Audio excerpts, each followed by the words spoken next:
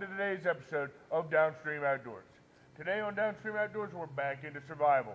Today, we're going to make a fish trap, okay? We're going to call this a self-setting fish fighter, okay?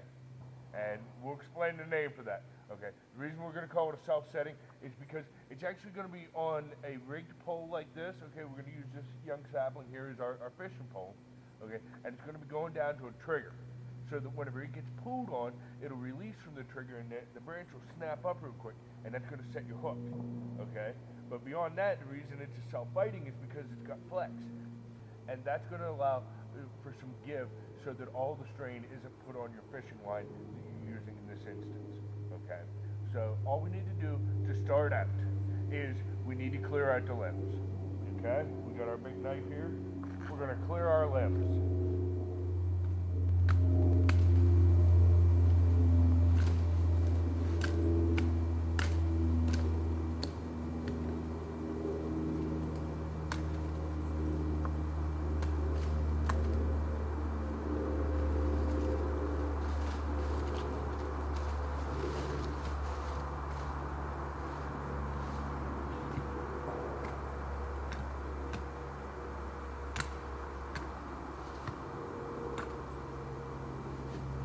Alright, we've cleared our limbs pretty well. Now we want to do our bend test, which I've already kind of done this to make sure this is going to work. But we're going to bend this over, and we're going to find our point that we're looking for our pressure at the ground.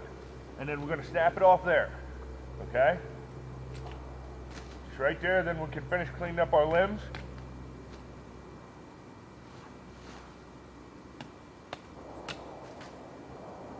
Okay, this is essentially our fishing rod now. It's permanently planted in the ground. Okay, the next thing we need to do is we need to make our triggering mechanism.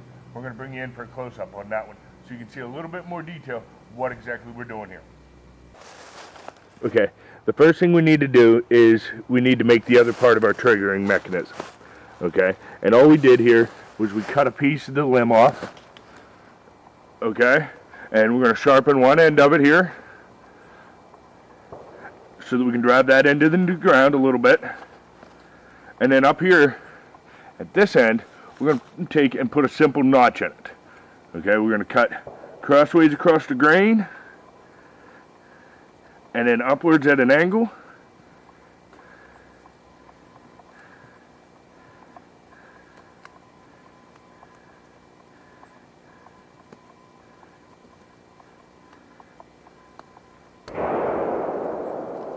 Okay, until we end up with something quite like this.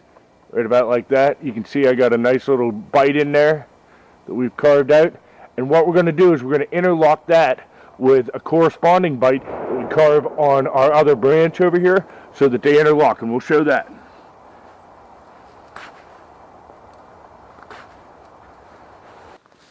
Okay, so here's the end of our whip. Okay, well, you can see we made our notch right here. And here's our stake for in the ground. And we made corresponding notches that they interhook on each other. Okay, now we're going to bend this over and hook our whip into our little stake over here after we attach a piece of fishing line to our whip here.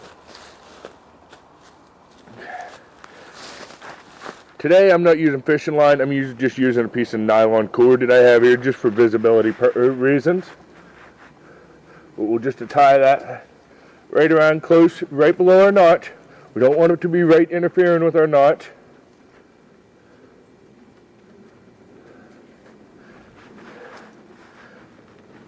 All tied on, and then of course on the other end we would put our hook, a small sinker, and a little bit of bait. Okay, so here it is.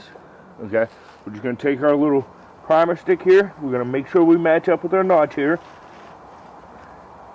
so that it holds right.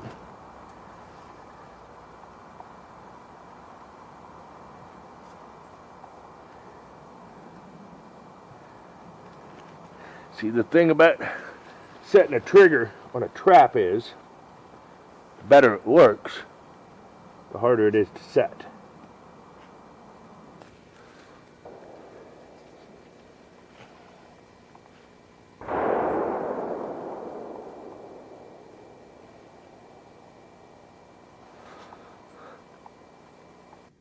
You can see I got it set. It's very much so on a hair trigger right now, which is perfect. Like I said, a lot of times, not a lot of times, all the time, the harder it is to set your trigger, the better your trap's going to work.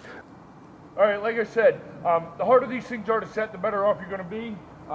This white rope, because it's more visible, is taking the place of fishing line today. But we would just simply put our baited hook on here, maybe a little small sinker, toss it off into the stream that's right here. Okay. Now the idea is, whenever the fish comes along, takes your bait. He'll pull on your fishing line, and your line and your limb here will set the hook for you.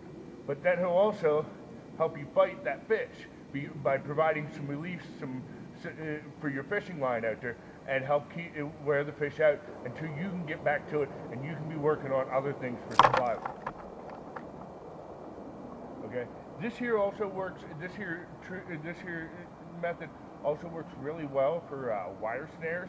Something Bill Weaver has just taught us about recently. I'm not going to try to reteach wire snares to you. If you want to see that, if you want to learn about that, go back and watch his video. But this here is a traditional method for wire snaring. Instead of the fishing line, they would attach their wire snare here and have it somewhere near where there's a game trail, so that whenever the animal come by, maybe I shouldn't have used it so many times. But anyway, whenever the animal come by, it would pick your branch up, and it would hang up the animal, and the animal would be done. So, despite the complete sabotage here at the end, it still got the point through for everybody. And that's all I got for this week. So until next time, keep your line wet and out of the trees.